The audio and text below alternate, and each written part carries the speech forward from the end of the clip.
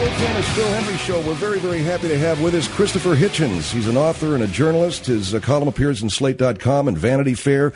His latest book is called God is Not Great, How Religion Poisons Everything. And it's available right now in paperback, and you can check out his column there at Slate.com.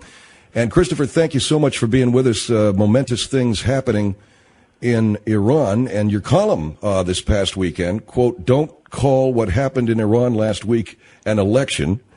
First of all, I want to introduce you to our audience, and I've followed you for many years. You're a great writer, and you've traveled, I think, a very honest path in how you view the world and life. At one time, would it be fair to say that you were a leftist socialist, and that you were pretty entrenched that way, correct? Yes, it wouldn't be completely untrue to say that I still think like that.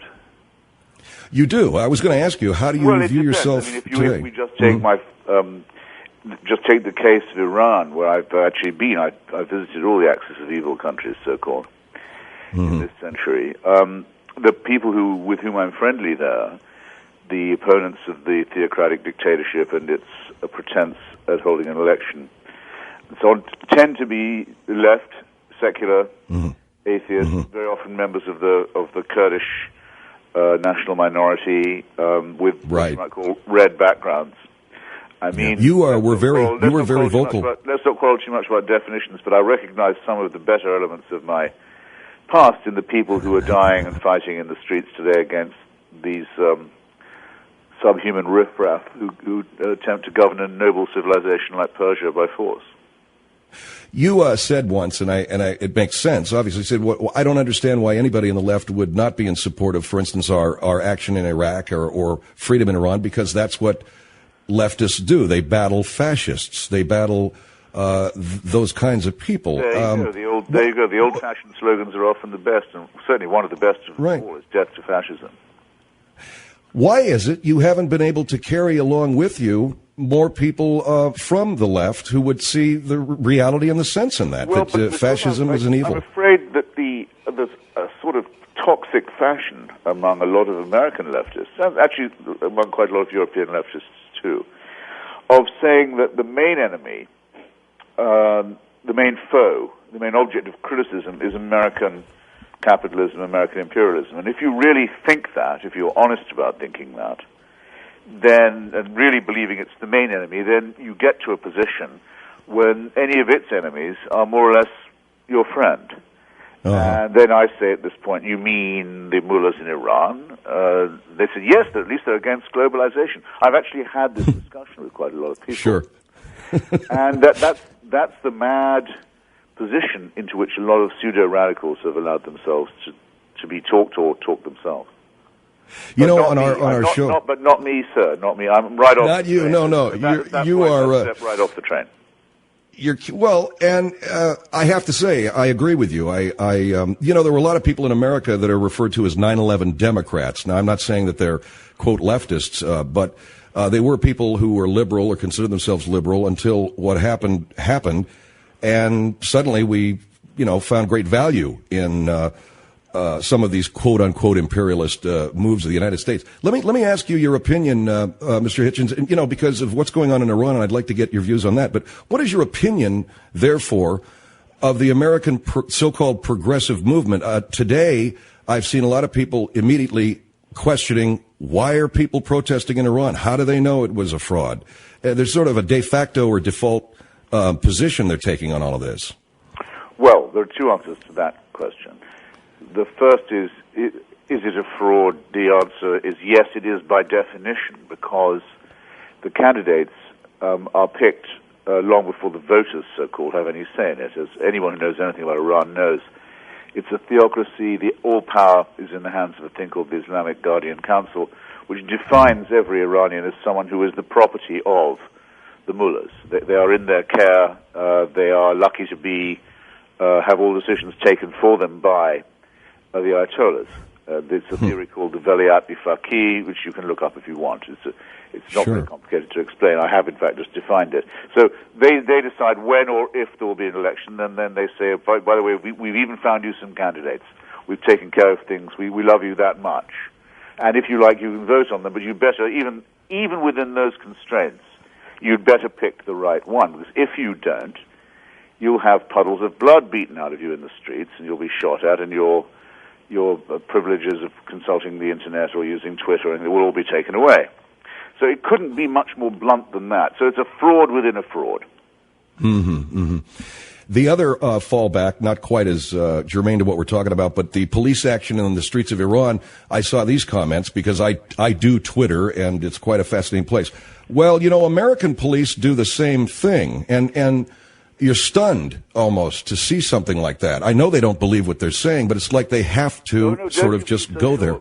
Don't you be so sure. Many of them do believe that. I mean, Michael Moore, for example, with whom I've had a number of exchanges on these related matters, says that the so-called insurgents in Iraq, that's to say Al-Qaeda in Mesopotamia, as it calls itself for convenience, just so we know who they are, and the Ba'ath Party remnant and others, are the equivalent of the Minutemen of the American Revolution. He said it openly and in print, repeatedly. It's not at all an uncommon view. Look, I'll put it like this for the convenience of your listeners, sir. It doesn't kind of get to the question, what do you think of these progressives? If we had listened at any point to what is called the anti-war movement in the United States, which is in fact a pro-war movement that takes the other side, Slobodan Milosevic would still be in charge of a cleansed and burned out Bosnia and Croatia, and still the dictator of Yugoslavia and Serbia.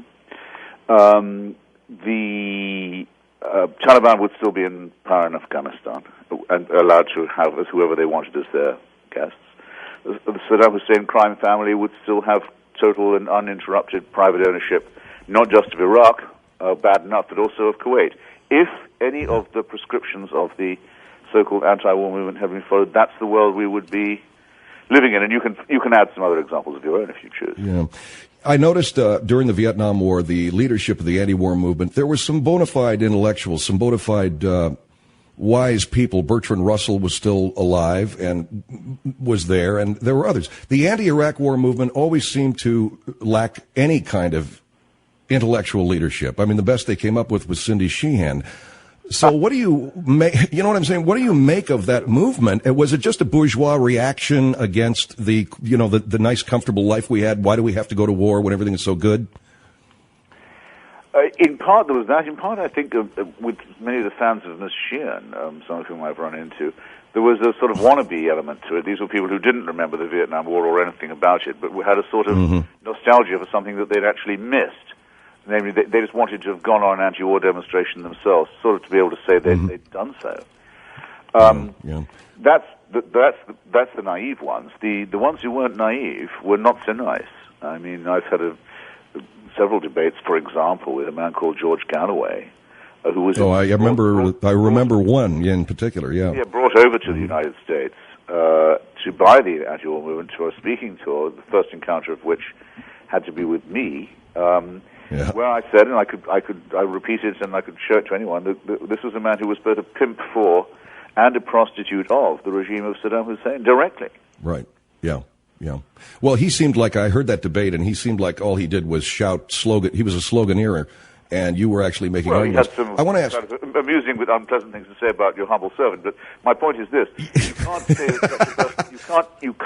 that such a person is anti-war.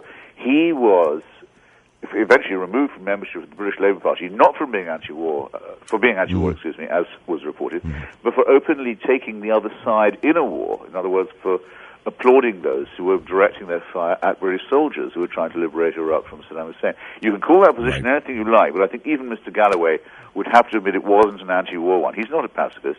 He's just a militant supporter of the other side in the war. Let's at least, honor him for his courage there. Yeah. Let me ask you something directly about your column. By the way, you quote a young man who went to the rally. It's a pretty amusing quote. I went to the last Ahmadinejad rally and got the whiff of what I imagine fascism to have been all about. Lots of splotchy boys who can't get a date are given guns and told they're special. Yes, that's pretty much. I mean, it's like the brown shirts with acne. Yeah, it's the definition of almost all such totalitarian movements is they mobilize sexually repressed young men and promise them excitement and adventure. Of course, sexual repression is created by the regime in the first place. So it's an almost magical way of reproducing yourself in power by violence and by cruelty.